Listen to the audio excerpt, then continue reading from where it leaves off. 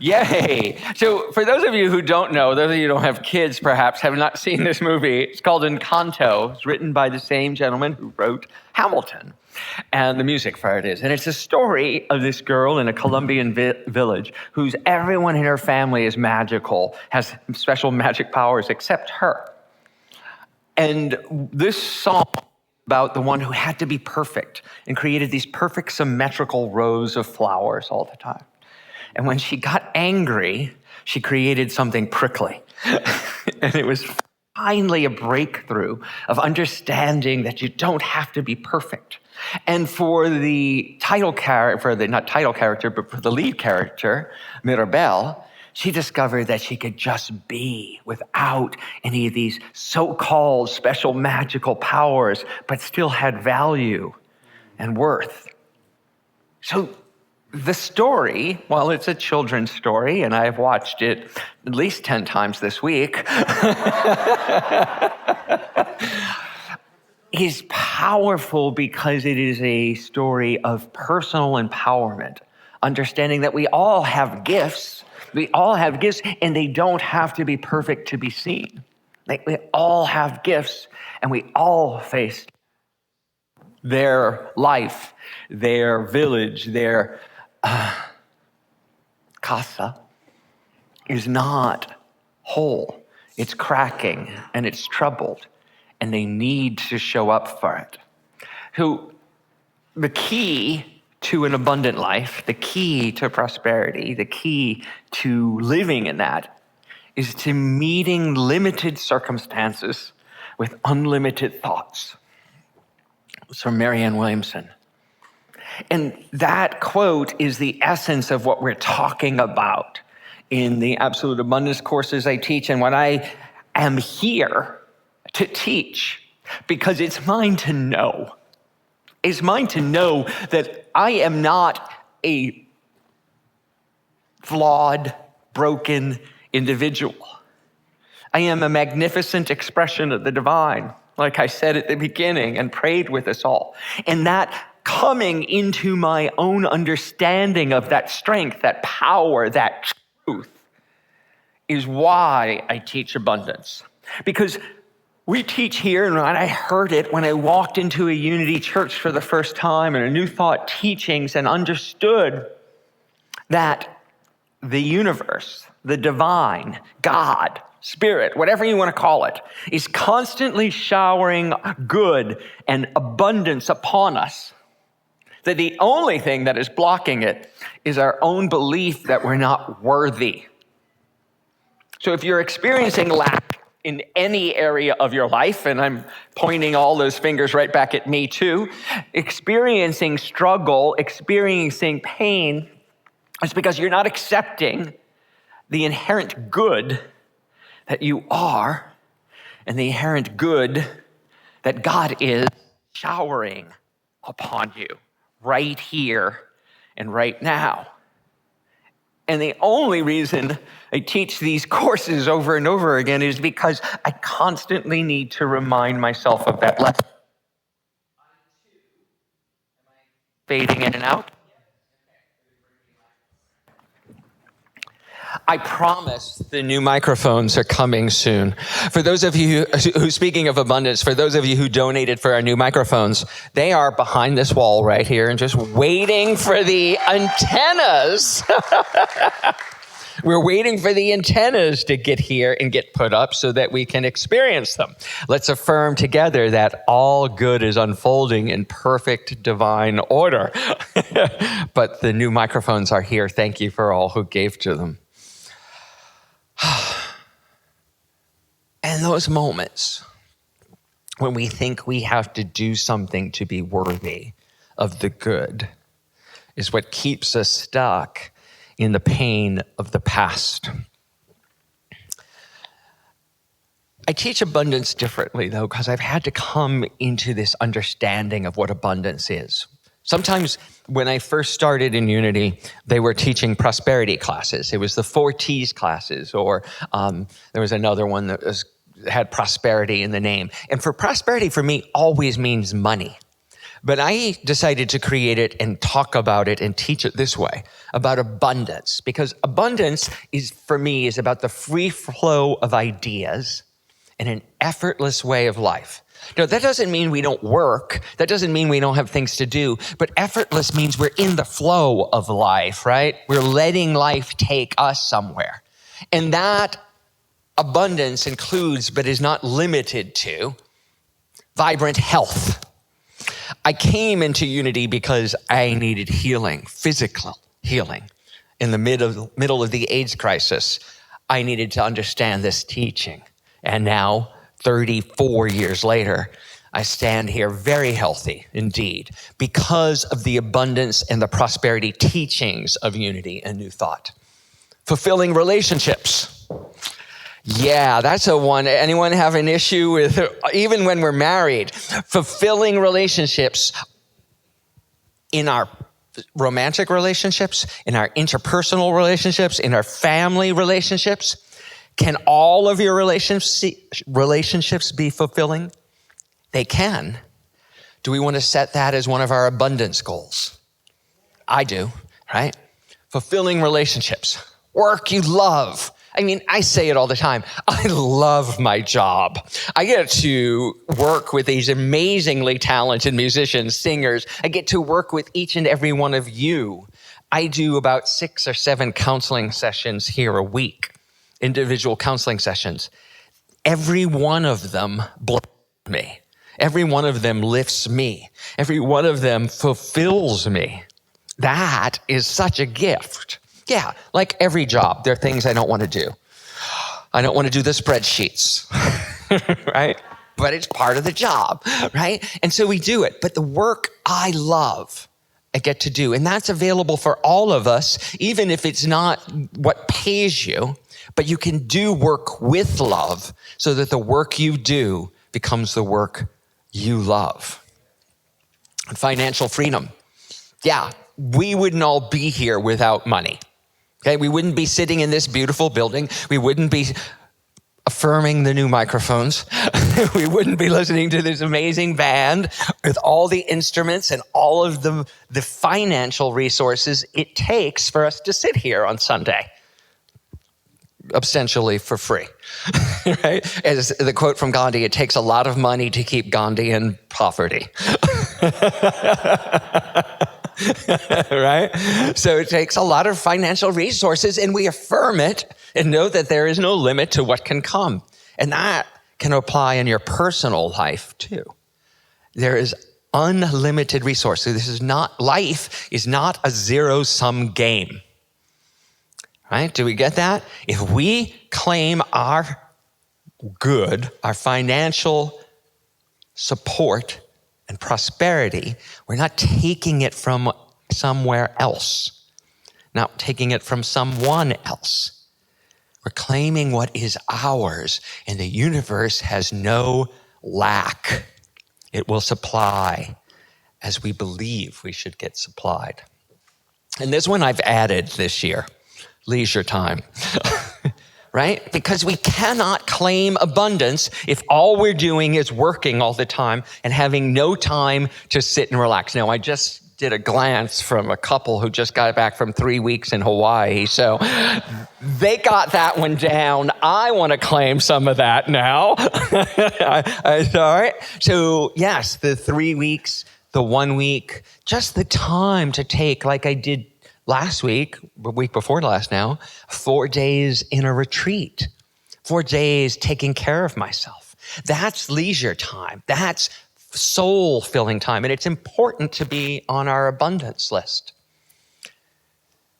So the good that you're looking for in whatever area of your life, I want to claim with you and affirm with you that it's already here. I'll say it again. This is the good you are looking for is already in your life. And I know this is true. I know it's true for a couple different reasons. So first, I'll talk about my husband. He spoke here 2 weeks ago. I'm really lucky. He's in Zurich right now listening to us. I am amazingly blessed to have found him. But when I started this journey, I was looking for a spouse. I was looking for someone to share my life with. I was newly sober, or at least a year or two sober, and I felt that I was ready for a relationship. And so I started doing more of the inner work to be ready for the relationship. And I had someone come over to my house to feng shui my apartment in New York City. And she's like putting the crystals up, and she's talking about placing of furniture, and we're looking at, the compass and how everything should be situated in the house. And she knew part of my journey was that I wanted a partner. Now I have a beautiful 2-bedroom apartment in Manhattan, and I was living there alone. A gift of prosperity, but I still had this longing for something else in my life, for a partner. And she looked at me and she surveyed my home and she said, "So if you had a boyfriend, where would he put his stuff?" Because every drawer was filled, every closet was filled. I had all kinds of material stuff. And she said, if you want a partner, you need to make room for him in your life. Not only in, time to date, but will he put his things? So we cleared out a medicine cabinet shelf, and I put a little sign on it that said boyfriend shelf. I took a whole closet. I had 2 closets in my master bedroom. I took one of the closets and I emptied it. I cleared out the things I wasn't using, and I created space, and I put signs on the hanger that said boyfriend's clothes, and I put it on the hanger. And then I had 2 dressers on each side of the bed. So I took 3 of the drawers of the 12 dresser drawers I had, right? And I cleared them out, and I put new shelf paper in them, and I put signs that said boyfriend space. It's a long way to saying that in that journey of trying to find a partner, I was so frustrated and heartbroken at one point that I called a friend and we decided to go out for dinner. So we go to an AA meeting together, known him for 2 or 3 years at this point, and we got to dinner. And by the end of the meal, he leaned over and kissed me, and we were no longer friends, we were dating. And that was JD. He had been in my life, he had been a friend of mine for 3 years. And the thing I thought I wanted was there all along, but I couldn't see it. But as we went through that journey together of moving from friendship to dating, I realized that every step along the way, what I had wanted was already here and was already here between us. And the other one is, many of you have met my daughter, Roma, who's downstairs right now with the kids. She's 7. When we were going through the process, JD and I, of trying to create a family, we again were feeling heartbreak and struggle and disappointment. And we were being very public about it. We were blogging about it. We were sharing it with the Unity community here. And when we got back from a failed adoption in Houston, that was very hard. We were sitting at home and we got a phone call from someone who said to us on the phone, "My husband and I have been following you. We had a website and a Facebook page and a blog, and we feel you should be parents. You'd be great parents, and we'd like to help you. We'd like to give you a child." So this woman, who we just actually went and visited this week, who didn't know us, had never met us, but knew us from this online presence, had been following us for months. She and her husband conceived and gave us Roma. Yes. When we were on the phone with her, we were like, okay, we're on the phone with a crazy lady. But she turned out to be the most generous and the most giving and the most incredible woman I've ever met. She was 22 years old. She had 2 children of her own. She said to us, "I get pregnant easy. I like being pregnant. We'd like to do this for you." And so I told them to go have lots of sex. That's from your minister. Go have lots of sex. Amen. So, we were talking about this earlier. Your sexuality is a gift of your spirituality. Your sexuality is not separate from your spiritual nature. It is not separate from God. God did not give you genitals so that you would ignore them. Use them. Amen. I'm sorry. It's surprising to me that that's shocking. Yes, your sexuality, your sensuality is all part of your divine nature. So I told them to go have lots of sex. We went through the process with them. We were in the room. JD cut the cord. I was the first to do skin to skin with Roma, and the husband filmed the whole thing as we spent all night in the delivery room with them. Right? They were already in my life, and I didn't know it. They were following me. They were listening to us. They were part of my life. The good you are looking for is already in your life. All you need to do is open the channels for it. And in my case, opening the channels in those two instances were claiming and stating what I wanted, and then publicly sharing the journey.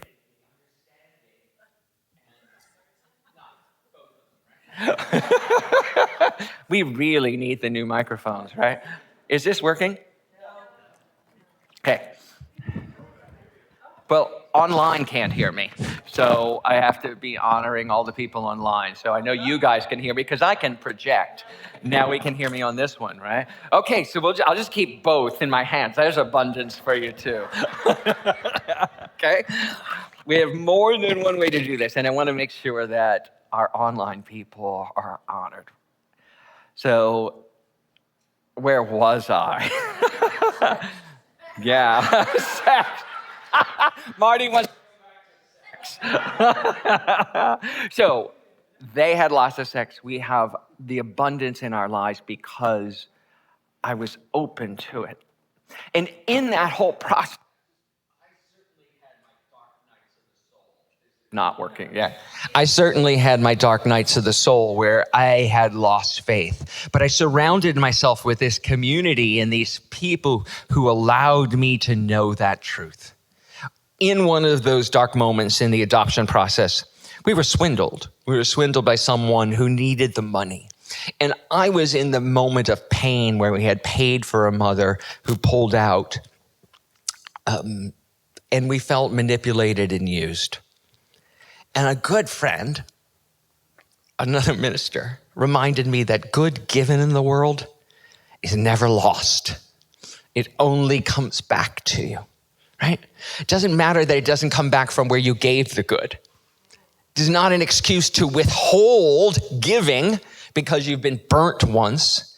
The good you give in the world comes back to you multiplied. The finances, the love, the care, the attention, the presence, the listening comes back to you tenfold.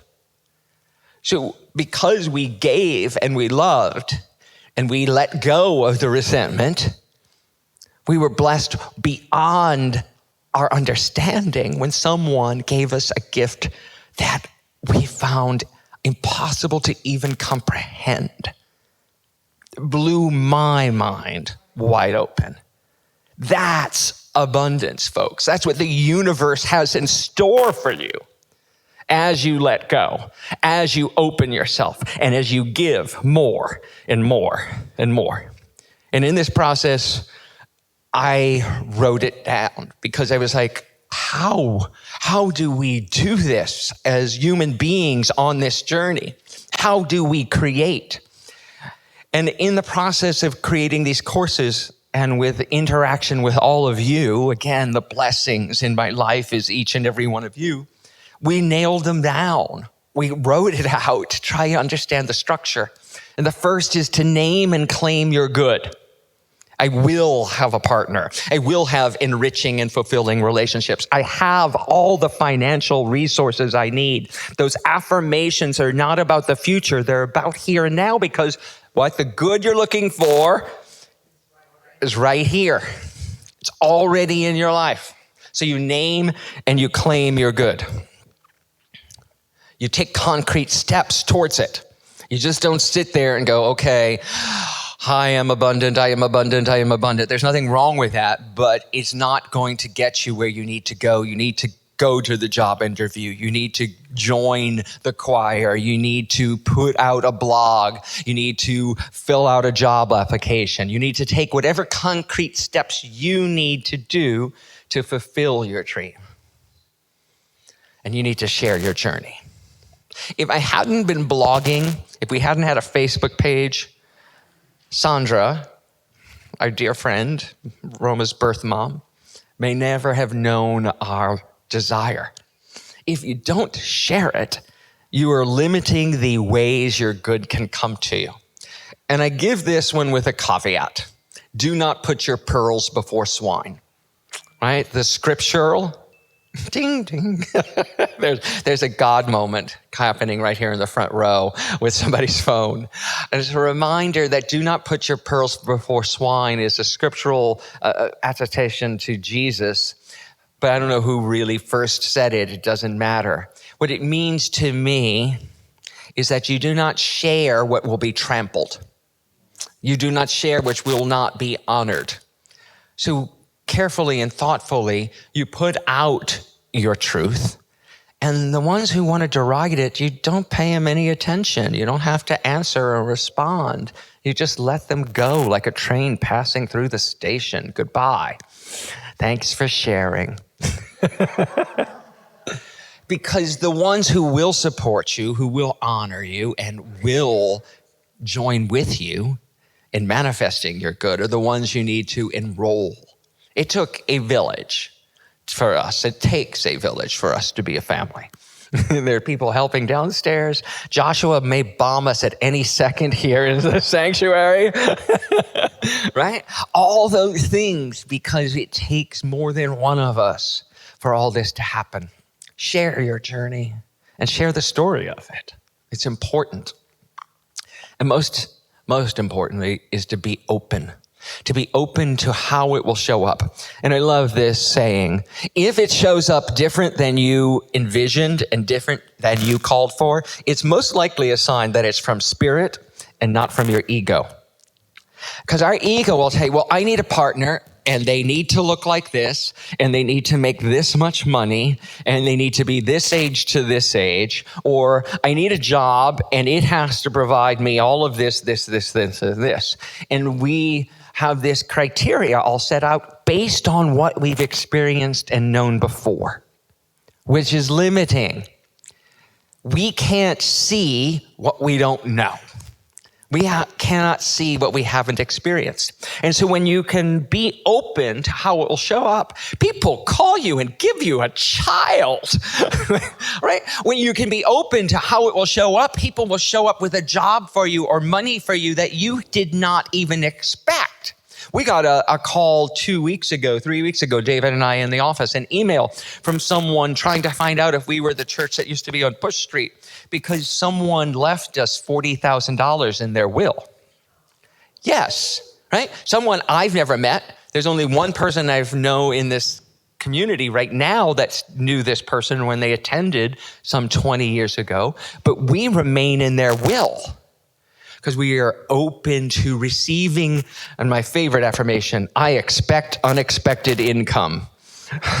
Everybody together. I expect unexpected income, right?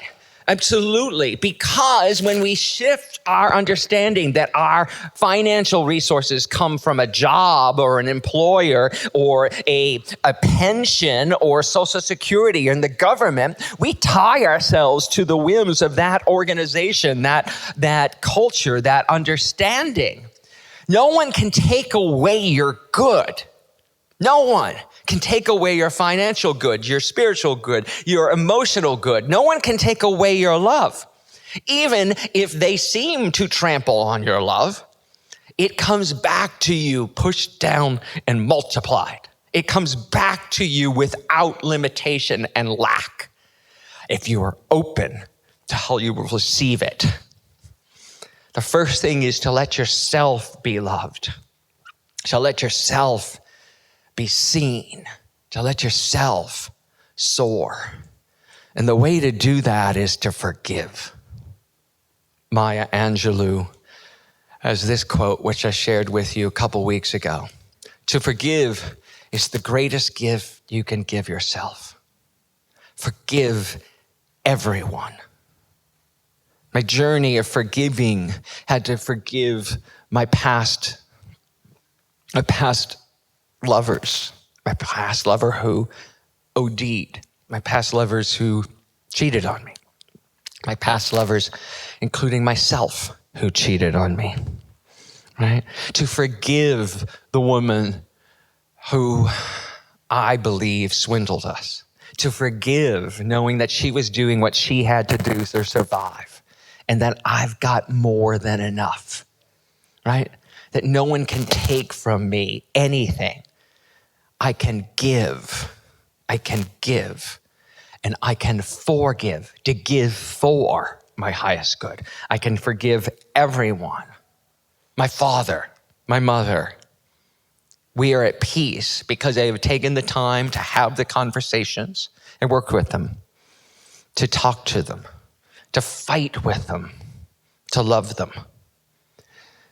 Even if yours who need forgiving aren't on the planet, it doesn't stop you from having the conversation.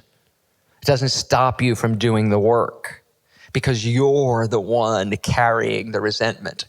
The lack of forgiveness is what chains us to lack. The lack of forgiveness chains us to lack in every area of our lives. So I'm going to invite the music team to come on up, and I'm going to invite us to take forgiveness to our time of meditation, because forgiveness is really the key to unleashing your abundant good, your bliss, your heaven on earth.